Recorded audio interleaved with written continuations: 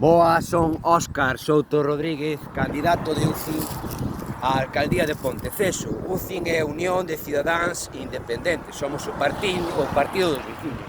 Hoxe visitamos Corme Aldea e vimos todo o que falta de todo, faltan aceras, falta limpar, falta preocuparse pola veciñanza e preocuparse polas parroquias.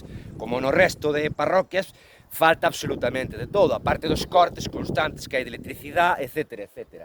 Bueno, o que vos quería decir é que a voz solamente lle dá voz ao señor alcalde para as súas mentiras publicitadas. Entonces nós non temos voz. A oposición, e concretamente UCIN, como Unión dos Cidadáns, non ten voz. Sodes vos compartindo os vídeos, compartindo os reels, todos eses miles de visualizacións dos reels, se o compartides, ides nos dar voz. Voz aos que non temos voz na voz.